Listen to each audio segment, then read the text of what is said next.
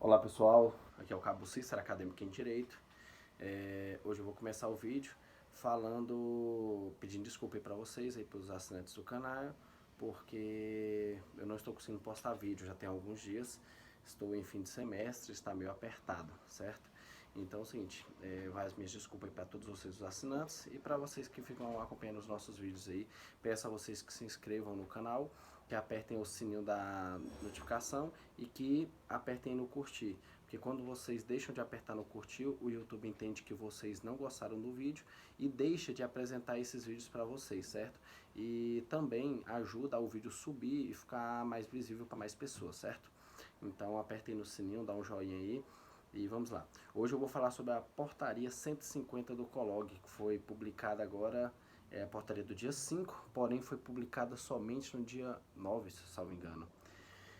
Então, particularmente estou bem feliz por essa portaria, uma portaria destinada diretamente a nós CACs, né, a nossa classe aí, e é desse tipo de portaria que nós precisamos. E também gostaria que saísse decretos assim, somente enxuto, somente para os CACs, que isso daí não daria margem para interpretação de uma série de coisas. Quando você apresenta um decreto enxuto, um decreto pequeno, abre menos margens para interpretações, certo? Gostei, várias partes aí do decreto eu gostei, certo? Da portaria, desculpa, eu gostei. E vou tentar passar um passo a passo sobre todos os artigos aí com vocês, certo? Tentar fazer que o vídeo fique bem curto para não ficar tão chato.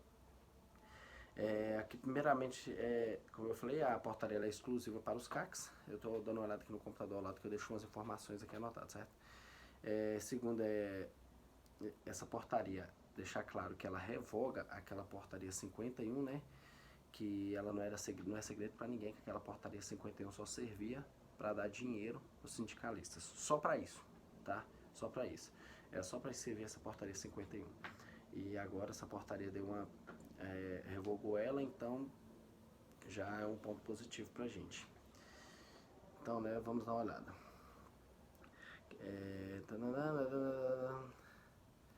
Aí no. Deixa eu pegar a portaria aqui, que eu deixo ela grifada com algumas coisas que eu achei interessante. No artigo 2º, ela já vem aí, né?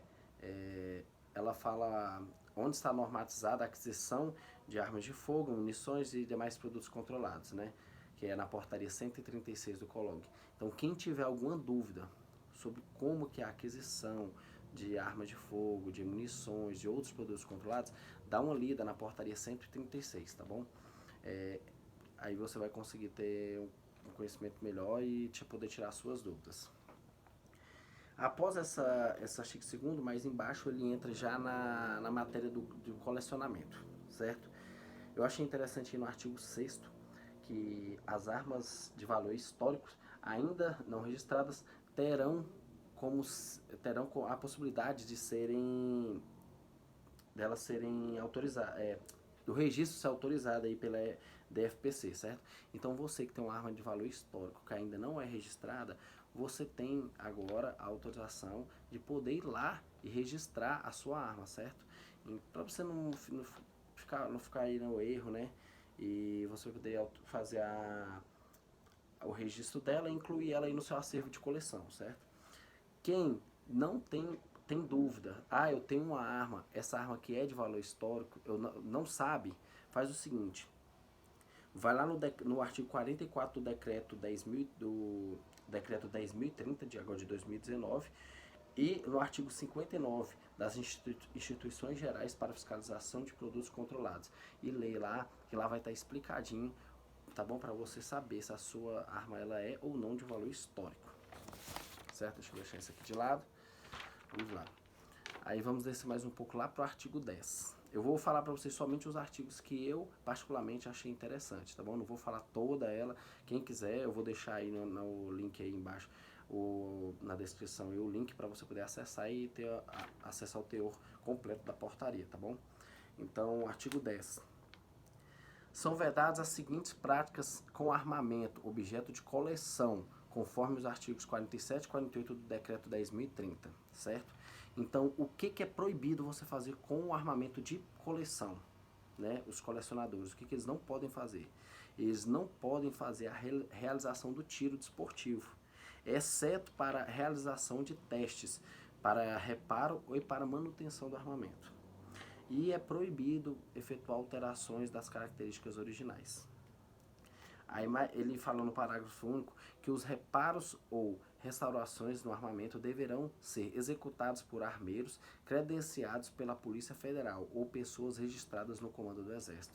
Ou seja, nós sabemos que muitas pessoas aí têm aqueles amigos que mexem com armamento, você simplesmente vai lá, deixa a sua arma para fazer reparos. Não pode, certo? Não pode, você está correndo risco. Já aconteceu aí com amigos meus que deixaram as suas armas aí em armeiros que tem aquelas lojinhas de fundo de quintal, certo? E a polícia foi lá, deu, como eles chamam, né? Deu o bote no pessoal, deu o ganho, levou a arma dele e ele está respondendo um processo aí administrativo, certo? E o que acontece? Possivelmente ele perca aí o registro dele, né? E as armas aí do acervo dele, certo? Mas aí passa para a seção 2 do tiro desportivo. Essa parte bacana. Aí no artigo 11, para fins de fiscalização da PCE, certo? O tiro desportivo enquadra-se como esporte de prática formal e desporto de rendimento nos termos da Lei 9.615 de 24 de março de 98, desculpa. E no artigo 51 do Decreto 10.030. Entendeu? No artigo 12, ela diz o que é o atirador. Aqui, ó, o atirador desportivo é a pessoa física registrada no comando do Exército e que pratica habitualmente o tiro como esporte, conforme o inciso do artigo 52 do 10.030 também. Aqui ele está dizendo o que é o atirador desportivo, certo?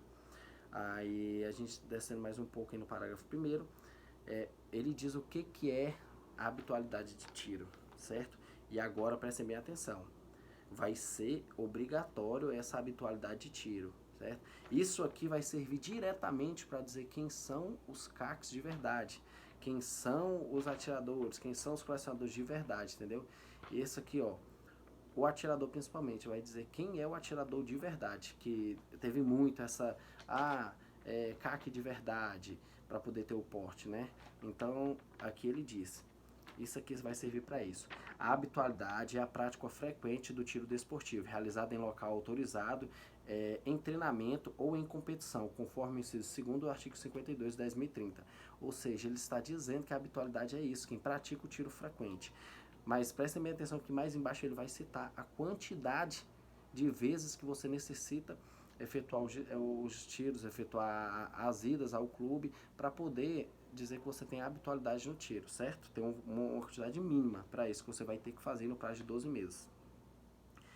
Ele aqui no parágrafo 2º, considera-se a prática frequente de tiro desportivo a participação do atirador em no mínimo 8, presta atenção, em no mínimo 8 atividades de treinamento ou de competição em entidade de tiro, em eventos distintos entre um período de 12 meses. Ou seja, não é ir lá e participar de 10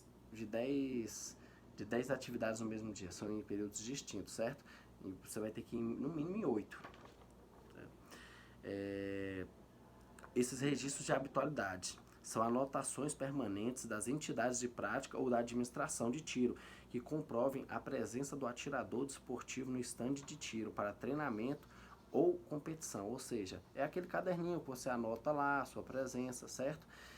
Eu ainda indico que vocês tirem fotos, tem clubes de tiro que autorizam você tirar a foto, né, do caderno, ou se tiver algum tipo de certificação que ele possa te entregar para garantir que você foi lá, isso é bacana, certo? Até porque a comprovação dessa habitualidade aqui vai ficar, para comprovar para o Exército, vai ficar por obrigação do clube de tiro que você é afiliado, certo?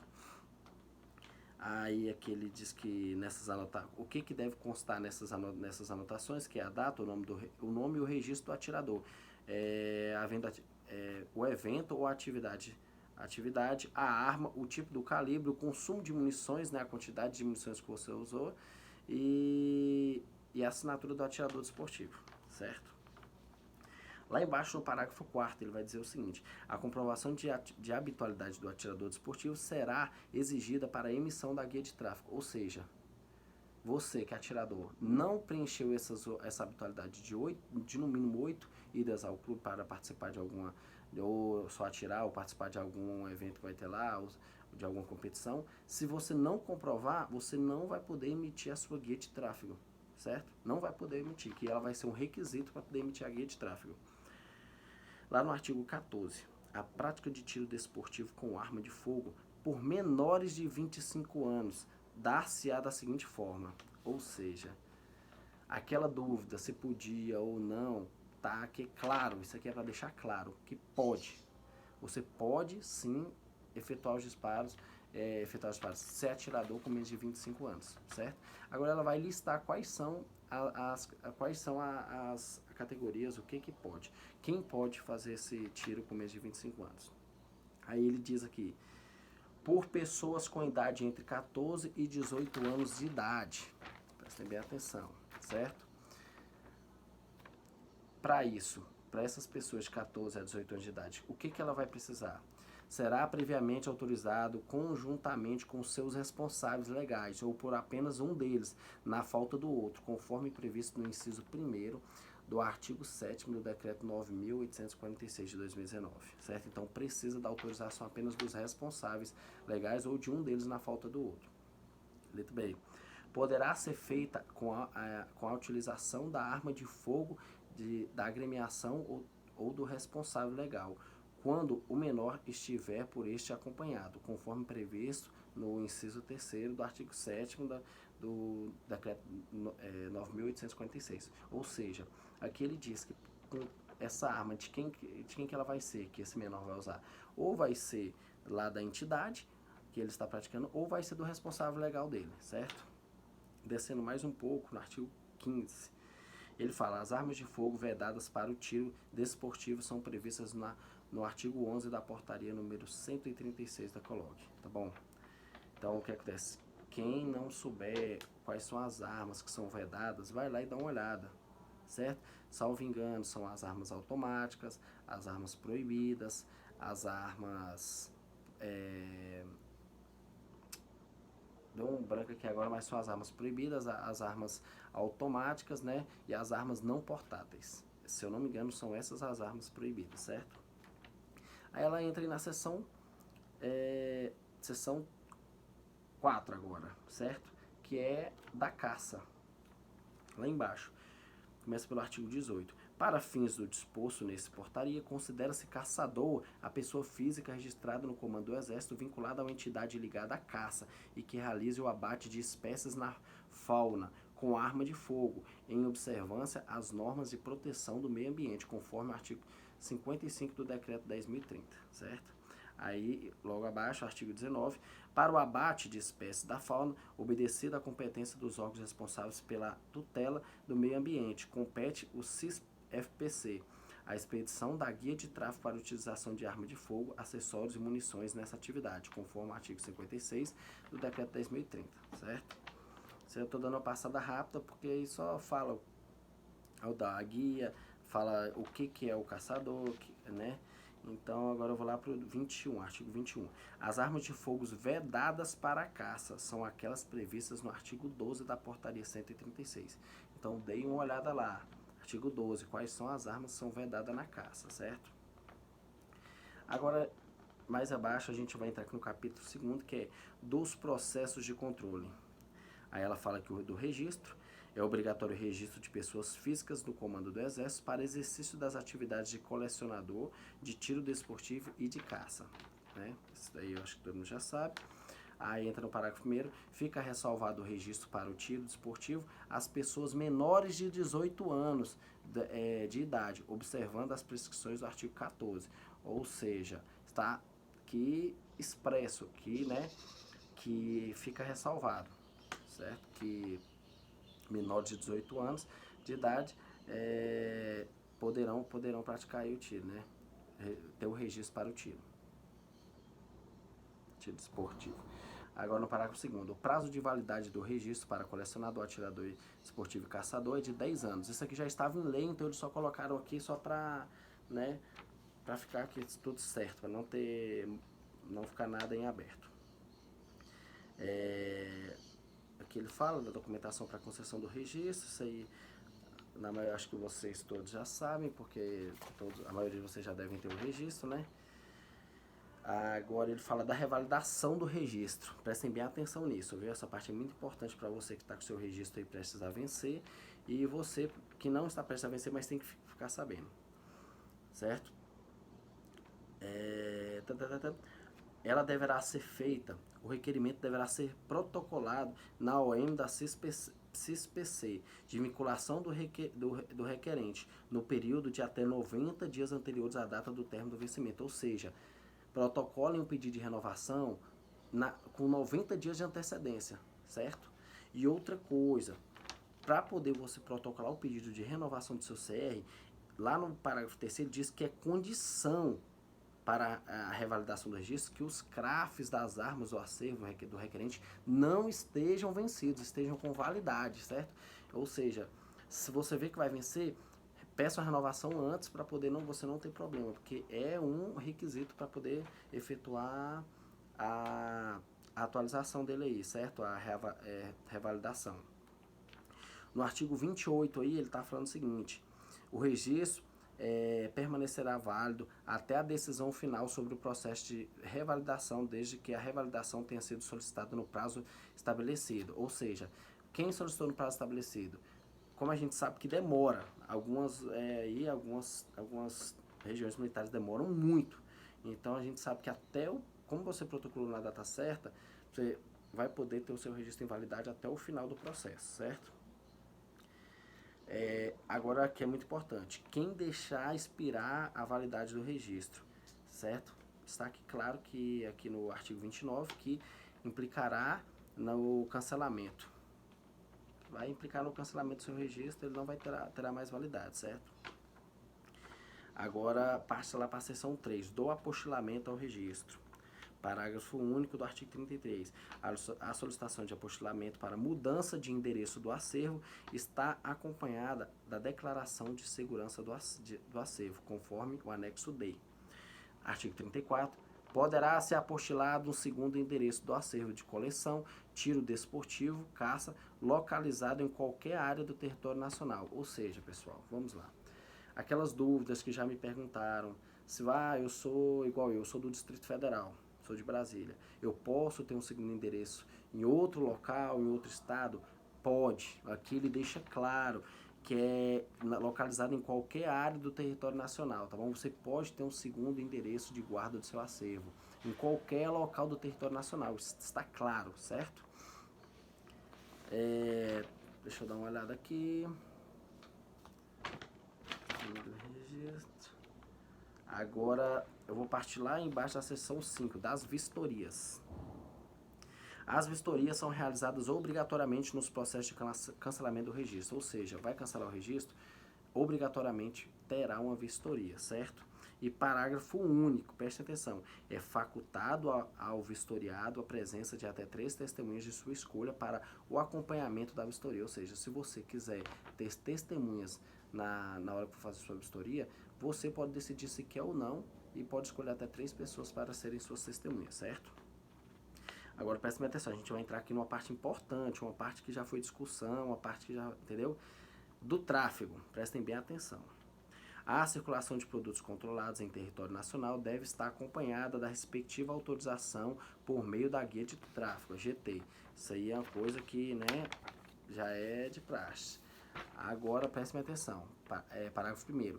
A guia de tráfego é a autorização dada pelo Comando do Exército para o tráfego de armas, acessórios, munições e outros produtos controlados pelo Exército no território nacional e corresponde ao porte de trânsito previsto no artigo 24 da Lei 10.826.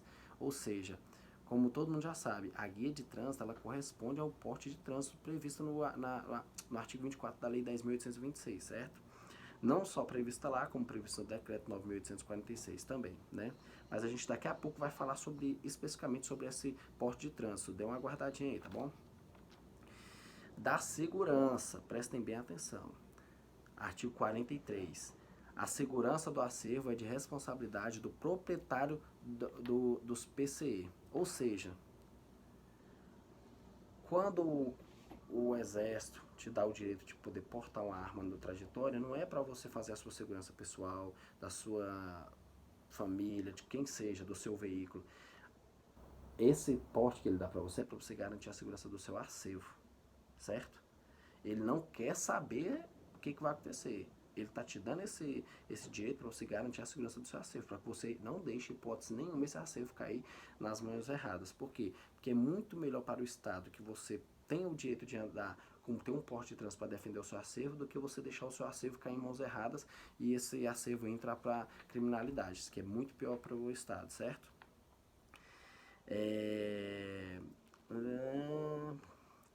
Vamos lá, aqui artigo 45. As coleções podem estar em locais de guarda com acervo restrito a interiores de construções isoladas, domicílio ou outros. Aqui fala onde você pode guardar o seu acervo. Ou em locais de acesso livre, prestem atenção, de acordo com as regras previstas no anexo F desta portaria. Agora eu vou passar lá para baixo das fiscalizações. Artigo 49. Aí ele diz no parágrafo único que a fiscalização realizada em residência será informada ao fiscalizado com, no mínimo, 24 horas de antecedência, devendo ser feita em dias úteis entre 8 e 18 horas. Ou seja, aqui ele está falando quando que pode ser feito as fiscalizações, qual dia da semana, qual horário, e que você tem que ser informado de no mínimo 24 horas antes de acontecer essa fiscalização, certo? E ninguém vai te pegar de surpresa lá e fazer uma fiscalização. Aqui no artigo 54 ele só diz que é vedado as características originais do armamento, né, de coleção, isso aí você já sabe. Prestem bem atenção no parágrafo único do artigo 54. As armas de fogo de objeto de coleção que não forem numeradas na sua fabricação poderão ser registradas apenas com suas características particulares. Ou seja, sua arma aí que não tem numeração, tem como registrar? Tem. Ela vai ser registrada apenas com as... poderão ser registradas apenas com suas características particulares, certo? Então tem como registrar essa arma. Artigo 56. Em caso de falecimento ou de interdição do colecionador, atirador, desportivo ou caçador, o proprietário de arma de fogo deverão ser providenciadas as prescrições do artigo 47 do decreto 9.847. Aqui é aquelas regrinhas, né? Caso o atirador, o colecionador que venha a falecer, ou ele passe a ser inválido, que ele não tenha mais como exercer essa prática, como deve agir, certo? Quem quiser saber isso aí, dá uma olhada no artigo 47 do decreto 9.847. Artigo 57. A perda, ou furto ou roubo ou outras formas de extravio da arma de fogo, acessórios e munições, o proprietário, colecionador, atirador, desportivo ou caçador deverão ser comunicadas por meio eletrônico ao CIS-FPC no prazo de até 62 horas contadas da ocorrência do fato. Ou seja, furtaram seu armamento, ocorreu qualquer coisa com ele que você saiu da sua posse ali, comunique até 62 horas por meio eletrônico ao CIS-FPC, certo?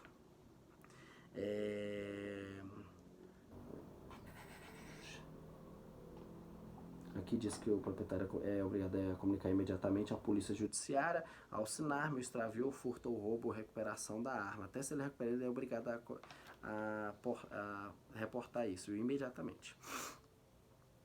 Após a comunicação de que trate o CAPT, o colecionador, atirador ou caçador terá o prazo de até 10 dias úteis para encaminhar ao M do CIS-FPC a vinculação da cópia do boletim de ocorrência policial. Ou seja, você tem 10 dias para encaminhar a cópia do boletim de ocorrência policial para o CIS-FPC, certo?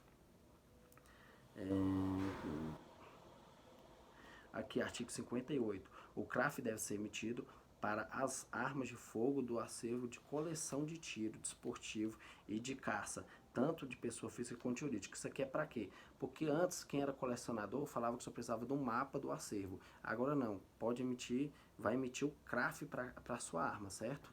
Beleza? Isso aqui é mais para o colecionador ficar ciente. Agora, a parte muito importante, artigo 61. Essa parte já foi motivo de muita discussão, é um direito seu, então esteja habituado dentro desse artigo 61, certo?